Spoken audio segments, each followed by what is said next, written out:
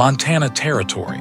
August 1879, the sun hung low over Miles City, thick with dust and heat, when Zeke Kerrigan pulled his horse to a halt just outside the saloon. The town smelled like sweat, whiskey, and desperation. He dismounted slow, boots hitting the ground with a thud, and tied his gelding to the post. He was only passing through, headed west toward the Bitterroots, but trouble had a way of finding him before he ever reached where he was going. The crowd gathering across the main street caught his attention, first dozens of boots scraping the dirt, men shouting bids, women looking away. Zeke turned toward the commotion, scanning the auction platform hastily built beside the general store. It was not cattle being sold this time. It was people, indentured, someone muttered next to him. She limped in on her own. No family left, no coin. Sheriff says the debt's legal. Zeke's eyes narrowed. A woman was being led toward the platform by a deputy, one hand tied in front of her. She limped, right leg dragging slightly, her dress ripped at the hem and dusty like she had walked a long way. Her head stayed down, but he caught her face through the curtain of dark hair, young, maybe 21, with blood on her lip and a fire in her eyes that refused to die. "Name's Norah Bell," the auctioneer barked. "Widow, no kin, came into town 2 days ago after her ranch burned. Owes the mercantile for food and shelter. $3 starts the bid." Norah Bell. The name hit him like a hammer to the chest. Zeke gritted his teeth. He knew her. Not a widow, not really. Her husband, Illy, had been a drunk and a gambler, and he remembered well the night she'd snuck out of their little cabin, bruised and barefoot, while Zeke waited just beyond the tree line with a rifle and a packed horse, ready to shoot if Illy followed. She had not said goodbye. She had not looked back. She had vanished into the dark with 2 kids in tow, headed east. That had been 4 years ago. Now she stood alone. No children beside her, limping, auctioned like she was worth no more than a mule. Zeke stepped forward before he even thought about it. "Hell no," he growled, loud enough that heads turned. "She's coming with me." Gasps rippled through the crowd. The auctioneer blinked. "Sir, she's not property," Zeke said. "And she sure as hell ain't going up on that block." The deputy reached for his pistol, but Zeke was faster. His hand rested casual on the butt of his revolver, eyes locked on the man. "Try it, and I will put you down." Norah lifted her head. Her eyes met his for the first time in years, wide and stunned. "Zeke, you are coming with me," he said, voice low now but steady. "That is not a request." She hesitated a heartbeat, then nodded once. He stepped forward, untied her hands, and the deputy backed off. The sheriff, an old man with a bad leg, shook his head and muttered something about not wanting blood on a Thursday. Zeke wrapped his arm around Norah's shoulders and led her away. She limped beside him in silence until they reached his horse. He helped her up, climbed behind, and kicked the gelding into motion. They rode out of town without a single soul daring to stop them. They stopped at dusk, just past the river bend where the cottonwoods grew thick and the creek ran cold. Zeke dismounted first, then helped Norah down. She winced when her feet hit the ground. "Let me see it," he said, nodding toward her leg. "It is fine," she said, brushing him off. He crouched anyway. The cloth around her shin was soaked through with blood. "You walked on this," had no choice. He untied his bedroll, pulled free a clean rag, and wet it in the creek. She sat on a flat rock, hands clenched, eyes watching every move. The wound was deep but clean, looked like she had caught it on a nail or sharp stone. "You need stitches," he said. "I know." He reached into his saddlebag, pulled out a needle and thread, and set to work. She did not flinch. She did not cry. She just watched him, her jaw set tight. When he was done, he tied it off and wrapped it again. "You have not changed," she said quietly. Zeke sat back on his heels. "You have." Norah looked away. Illy's gone, died 2 winters ago. Fever took him same week it took the children, both of them, Kieran and Katie. Zeke's chest tightened. He lowered his eyes. I am sorry. I buried them myself, she said, near Fort Kearney. There was no one left. He reached for her hand. She let him take it. I remember the way you looked at me, she said, voice shaking. That night I left. I wanted to stay. I could not bring that kind of danger to you too. You think I would not have fought for you. I knew you would have, she said. That is why I would not let you. He looked at her then. Really looked. Her face was older, thinner, lines at the corners of her eyes. But the fire god, that same fire still burned there, even after everything. You are not alone anymore, he said. She did not answer but leaned her head against his shoulder. They camped under the trees, fire crackling low. Norah drifted to sleep curled beneath his coat. Zeke stayed up, watching the flames dance, thinking about the old days. About the way she had laughed when she used to slip him bread from the back porch. How she used to hum when hanging laundry. How he had loved her then, even before he was man enough to know what that meant. He had not stopped. Zeke looked at her sleeping face, the way her fingers curled against his coat, and made himself a promise. He would not let her go again. The morning came slow and gray, with a hush in the trees that made it feel like the world held its breath. Zeke stirred the embers, coaxing the fire back to life with a few pine needles and a steady hand. He didn't look toward her right away. It felt wrong to rush anything, not after what she'd carried. Norah sat up without a word, her hair tangled from sleep, her eyes tracking the smoke as it climbed. She didn't ask where they were headed. Maybe she knew it didn't matter yet. He handed her a tin cup of warmed coffee.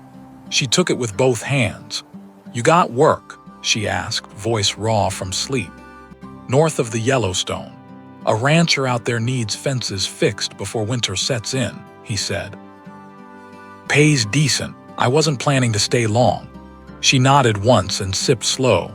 Zeke noticed how her shoulders didn't draw up like they had the night before. The silence between them was still thick, but it didn't cut as sharp. I can cook, she said, and I know how to bind fence posts. Illy had me working outside more than in. Zeke kept his eyes on the flame. You don't owe me anything. I wasn't offering payment, she said. Just don't want to be useless. He glanced up then. She met his look, steady and plain-spoken. He gave a small nod. They broke camp without speaking much else. She limped less when she walked, though he saw how she favored her left knee coming down the slope. He didn't offer to help again. She'd take the hand when she needed it. That much, he understood now. By mid-morning, they were crossing open grassland, the kind that rolled long and quiet all the way to the mountains. A few pronghorns scattered in the distance. The wind carried the scent of sage and dry dirt. Zeke kept his horse at a slow pace, letting her rest when she needed to. She never asked for it, but she didn't fight it either. This rancher, Norah said after a while, he expecting more than one man. No, but he won't turn down help if it's done right. I ain't a burden. No, ma'am, you're not. They rode on. By late afternoon, they reached a split in the trail. The main path bent toward the Yellowstone crossing. The other led into a hollow lined with cottonwoods. We'll make camp there, Zeke said, pointing to the trees. Water's good, and we can get some rest before pushing north. Norah dismounted first this time, careful but steady. She led the horse to water, her fingers brushing its flank as it drank. Zeke watched her in the quiet, how she stood with one bare hand on the reins, how her profile moved just a little when the wind caught her hair. It wasn't the same face he remembered, but it was hers, and it held more now. Loss, yes, but something unbroken beneath it. After supper, she sat near the fire with her arms around her knees, eyes fixed on the flames. Zeke sat across from her, sharpening his knife with slow, even strokes. You ever think about Nebraska? She asked without looking up. He paused. Not in a long while, I do, sometimes. Not the house, orally, just how quiet it was out behind the barn.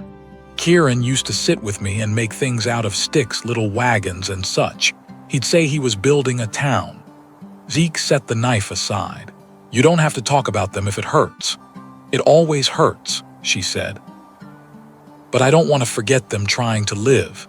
He nodded once. The fire cracked between them. You married? She asked. No. Why not? He looked at her then. Never found the right reason to stay anywhere. She turned her eyes to him.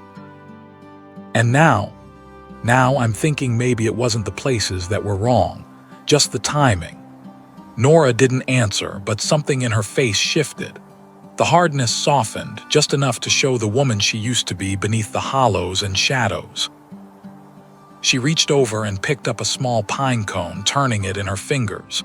Katie used to collect these, she said. Called them little trees. Zeke leaned forward, resting his elbows on his knees. You don't have to carry them alone anymore. I know. She said it quiet but sure. That night, she laid her bedroll closer to his. Not touching, not asking, just closer.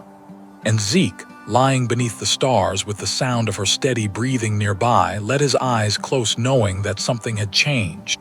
Not past healed, but mending. The land sloped upward as they pushed deeper into the high country, where the air turned sharper and the smell of pine settled thick between the ridgelines. By the third day, they were well past the last of the trading posts, and the trail narrowed into little more than a game path. Zeke's horse stepped careful through the rocky incline, while Norah kept pace beside him, her limp steadied by a walking stick she'd cut herself from a juniper branch. Zeke watched how she tested each step before committing her weight, how she bore the ache without a word. The pain was there, he could read it in the tightness around her mouth, but she didn't let it stop her. She only paused once, when they reached a narrow bluff overlooking a ravine where the wind blew wild through broken cedar. You ever think about settling somewhere? She asked, not looking at him. I did once, Zeke said. Had a piece of land near the Powder River, built a lean-to, planted barley, thought maybe I'd stay. What happened? Flood came through and tore it up. Wasn't the kind of loss I wanted to rebuild from. She nodded slowly. I used to picture a place with apple trees. Nothing fancy, just a bit of shade, room enough to grow something that didn't need much tending. You'd make it work, he said. I would now, she replied. Back then, I didn't know how to want anything that wasn't survival. They didn't speak again until the sun dipped low. Zeke guided them toward a narrow gulch with a spring-fed pool tucked behind a curtain of rock. Its trickling water echoed off the stone walls, muffled and clean. He tied the horse to a deadfall and pulled his coat off, kneeling to fill the canteens. Norah sat on a flat stone, dipping her fingers into the pool. Her jaw was set, but her eyes had gone distant again, like she was hearing something no one else could. I've been thinking about the fire, she said, voice barely above the breeze. It wasn't an accident. Someone said it. I never told the sheriff, Zeke straightened. Who? I don't know. There were boot prints, not Elise. He was already gone. I never saw the man's face, just the back of him riding off through the smoke. Zeke crouched beside her. Why didn't you say something sooner? I didn't trust anyone to listen, she said. And then the children. I didn't have the strength to chase justice. I barely had the strength to bury them proper. He didn't touch her, but his nearness was steady, anchoring. She looked at him then, and he saw something in her eyes that hadn't been there 2 days ago, not just resilience, but readiness. I want to find out who did it, she said. Not for revenge, just so it's not left open. Zeke gave a short nod. Then we will. They camped near the spring that night, the smell of wet stone and willow in the air. Zeke took first watch, rifle across his knees, eyes scanning the dark. Norah lay quiet beside the fire, one hand resting on the walking stick she hadn't let go of since she'd shaped it. When she finally spoke, it was without hesitation. I didn't expect you to still be the kind of man who'd come for me. I didn't expect to see you again, he said, keeping his voice low, but I never stopped hoping. She turned her head, firelight brushing her cheek. I don't have much left to offer. I never asked you for anything but your truth. I can give you that, she said, and I can stay if you'll have me. He looked at her then, the lines of her face softened by the glow, and nodded once. Then stay. She didn't need to answer. Her eyes closed slow, and her body eased into sleep as if something inside her had finally gone quiet. Zeke stayed awake long after, listening to the wind move through the trees and feeling, for the first time in years, like the road ahead might actually lead somewhere worth reaching. The ranch sat tucked between two ridgelines, where the wind bent low through the grass, and the fences leaned from too many seasons without repair. Zeke led the horse through the front gate without ceremony, Norah walking just behind, her hand resting lightly on the saddle strap.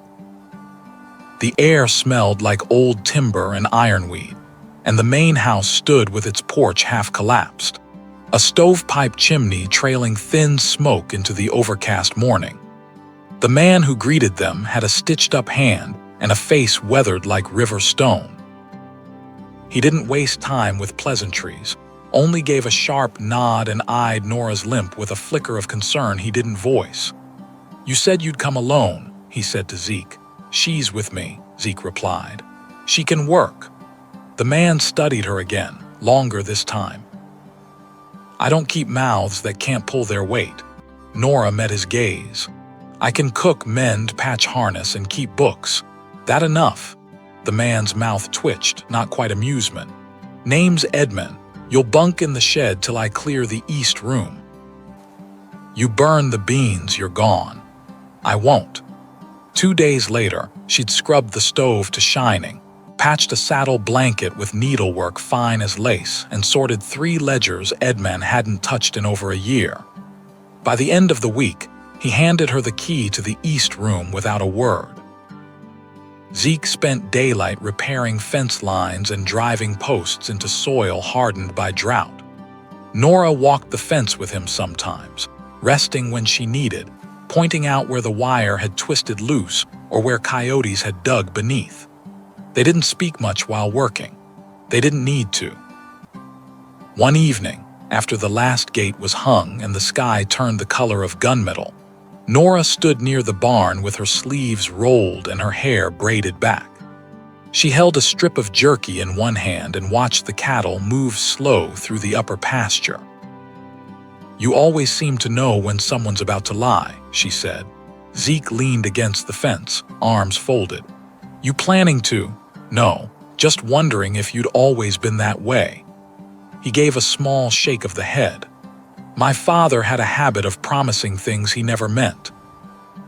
"You learn quick how to hear what ain't said." She chewed a moment, then looked down the line of fence. "Your mother died birthing my sister. She didn't make it neither." Norah's eyes flicked to him, but she didn't offer pity. "You raised yourself, mostly." "Had a neighbor who taught me to shoot straight and keep my boots patched, but I left at 15. Never liked staying where ghosts outnumber the living." She was quiet for a long while. Then she said, "I used to pretend I'd run off west and become someone new. I'd imagine names that weren't mine, stories that didn't end in bruises and hunger. You don't have to pretend anymore. I'm still figuring out who I am without all that weight." Her voice was steady, but her hands twisted the jerky until it tore. "Some days I don't trust the quiet." Zeke turned to her, his voice low. "You don't have to be the girl who ran. You don't have to be the woman who lost everything either. You're here now. That's enough." She looked at him then, full and direct. "I don't know what to do with peace." "You live in it," he said, "bit by bit." The wind picked up, tugging at the hem of her dress. She stepped closer, close enough that their shoulders almost brushed. She didn't speak again, just stood there, letting the silence settle between them like it belonged. That night, Zeke didn't return to the bunkhouse.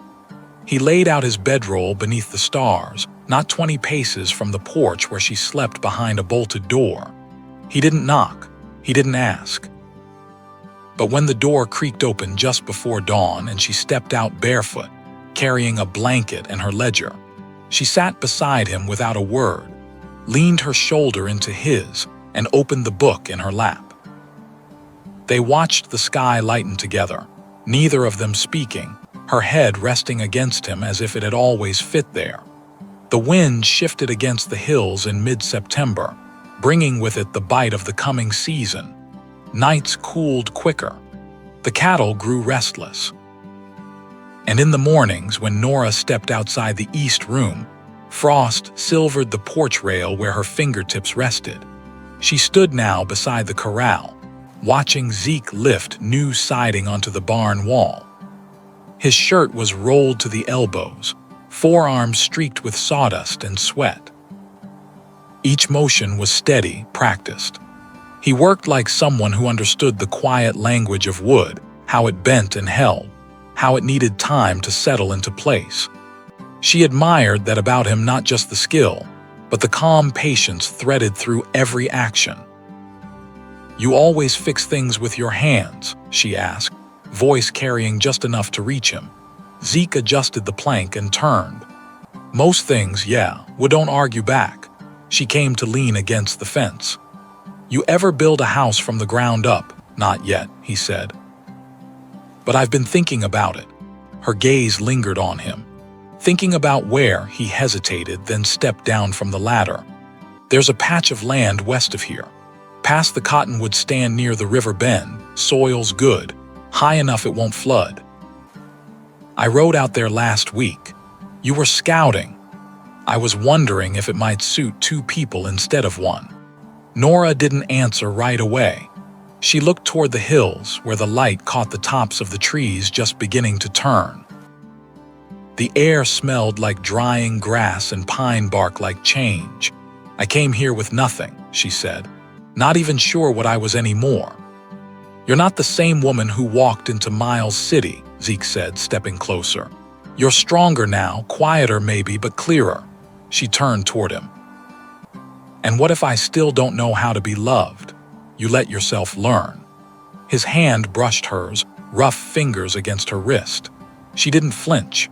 Instead, she let her palm turn upward, fitting easily into his. Later that week, Edmund sold off half the herd and announced he was moving to Bozeman to join his daughter's family. He offered Zeke the deed to the ranch, but Zeke shook his head. "We've got our own place to build," he said. Norah packed their things with care, folding linens she'd mended and wrapping the ledger in oilcloth for the journey. She kept only what mattered: the walking stick she no longer needed, the last letter she'd ever written to her children, and the pine cone she'd carried since the spring. They left at sunrise, the wagon loaded light, the trail ahead golden with dry grass and morning haze. Zeke drove the team while Norah sat beside him, her hand resting easy on his thigh, thumb drawing slow circles through the fabric. They reached the river bend by midday. The clearing was just as Zeke had described: high ground ringed by trees, with a shallow stream running clean along the northern edge. Norah stepped down first, boots pressing into soil that hadn't seen a fence post or footprint in years. "This feels like a beginning," she said. "It is." They built the house side by side, one board at a time. Zeke handled the framing, the roof, the stone hearth. Norah laid the floor with her own hands, planed each board smooth, and carved their initials beneath the front sill where no one else would see. They planted 2 apple trees in the spring, one for each of the children she'd lost. She didn't speak their names aloud, not yet, but she knelt at the roots and whispered something only the wind heard. That first winter, snow came early and stayed long. Inside the cabin, warmth held. Zeke carved window shutters, while Norah stitched wool into quilts dyed with walnut bark. They read by firelight, shared bread and boiled beans, and when the days grew short enough to blur together, they made new rituals, listening for owls. tracing frost on the windows with their fingers, waking early just to watch the sun rise together. One night, after the fire burned low and the wind tucked itself against the eaves, Norah turned to him in the dark. "I never thought I'd feel safe again," she whispered. Zeke pulled her close, his hand spread wide across her back. "You're safe now, we both are," and she believed him. Years passed. The apple trees bore fruit. Zeke built a second room onto the house. Norah started a small school for nearby families, teaching letters and numbers in the front room where the morning light fell strongest. Children came with muddy boots and quiet hearts, and she welcomed them all. They never left the land, never needed to.